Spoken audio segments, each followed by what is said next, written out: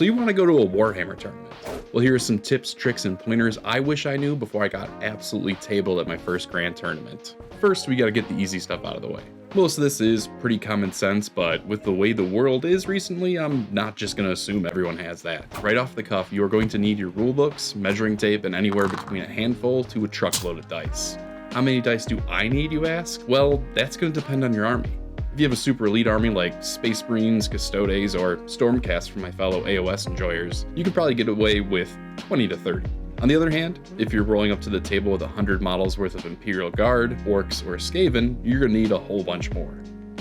A good way to figure this out is to take your biggest unit, with the most amount of attacks per model, and multiply the attacks by the number of models in that unit, and there you have your max number of dice. If this is an absolutely absurd number, just bring half and roll them twice.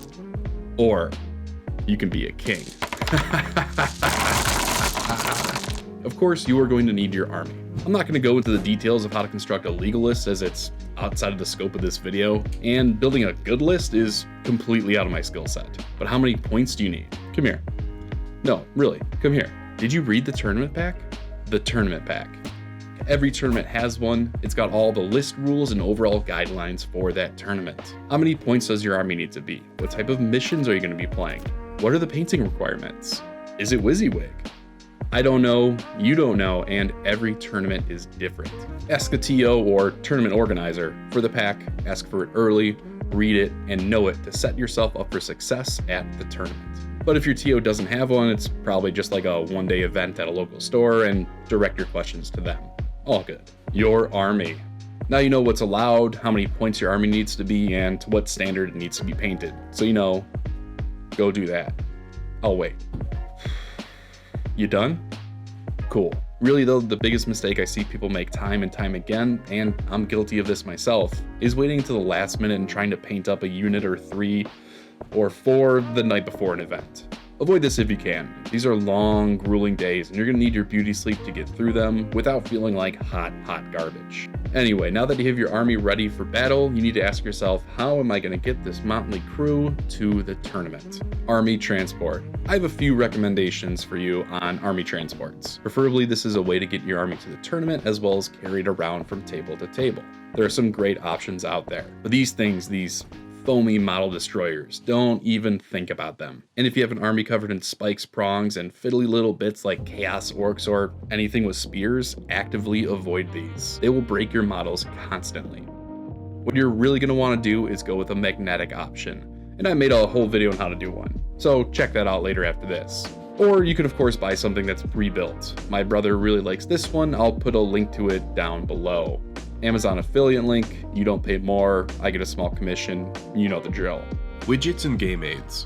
Alongside your army, you're going to want to bring some widgets and game aids. These little doohickeys are 3 inches long, which is exactly how close you can move a model to an enemy in Age of Sigmar. Some people have 6-inch versions for armies that have a consistent 6-inch movement, and 9-inchers are super common to help with deep striking and other teleporting shenanigans. If you have a horde army, consider building or buying some movement trays. Typically, you only get 2.5 to 3 hours to play each game, so anything like this that helps you speed up your play is huge and will be greatly appreciated by the TO and your opponents. Another way to speed up your game is to use a dice tray. These are great for avoiding the occasional or constant cocked and dropped dice. And we all know as much fun as rolling 60 attacks is, if you have to clean half of them off the floor or pick them out of terrain afterwards, it kind of loses its luster. Speaking of dice, having a few D12s and D20s is a great way to keep track of wounds. And if you're a dice goblin like me, maybe you want to keep a few fancy D20s around for command points, victory points, and army-specific stuff like Nurgle's contagion points for summoning. You're also going to want to bring some objective markers in case the tournament doesn't provide any. Any little doodad works well for these. I tend to use these laser-cut wood ones, but I'd be lying if I told you I hadn't used 6 cough drops before because I forgot these at home. You may also want to bring some different markers and doodads for showing what units are buffed, debuffs, or anything like that. For AOS, you can use these little things that come with the official war scrolls or print your own. Alternatively, you can get these fantastic dry erase cards. I'll link these down below as well. You can write on these with a dry erase marker and wipe it off afterwards. Oh, and definitely bring a little notebook with a couple of pens or pencils to keep track of points and write down any secret objectives or whatnot. Speaking of paper, let me tell you about Game aids. This is a general term of any way to condense the 2 to 6 books worth of Warhammer information you need to play the game into a simple, easy to use cheat sheet covering only your army's rules. There are official options in the form of data cards for 40k or War Scroll cards for AOS, which are both fantastic. But there are also some great free third-party options as well. For AOS, you can't go wrong with AOS Reminder. Super easy to use. Just select all the units, artifacts, spells, and command traits used in your army, and the website will spit out a PDF that shows every single thing your army can do per phase. It's pretty sweet. I haven't been able to find an exact equivalent of this for 40k, unfortunately. The new app is pretty great overall, but thanks to GW, now you can only use that to build one list at a time. Well, that was fun while it lasted. There's something just amazing about having everything laid out by phase like in AOS Reminders. If you know of anything like this for 40k, please let me know in the comments below. Thank you. All in all, these widgets and game aids are a great way to turn this from a memory game into a skill-based one. Admittedly, you'll end up with a whole bunch of different game aids, doodads, and widgets, and you may want something to carry them around in. And I recommend the manliest of all purse or purse-like accessories, the fanny pack. This puppy can fit so much shit in it. All the different game aids, unit cards, dice, and widgets I use have a place in my fanny pack, and they should have a place in yours as well. Link down below if you want to man up your fanny like me.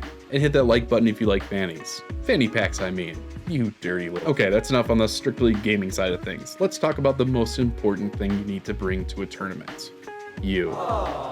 Warhammer tournaments are long, grueling events that can take a toll on the human body and mind. 2 8 to 12 hour days of standing, socializing, and trying to best your opponents in a game is way more demanding than you may expect. And you're gonna need some stuff to keep yourself in tip-top shape physically and mentally. Meals. Now it may be tempting to go out each lunch break and every night to go out and get some fast food. Maybe eat at a buffet or Brazilian steakhouse and go to town like the ogres in the Total War 3 trailer.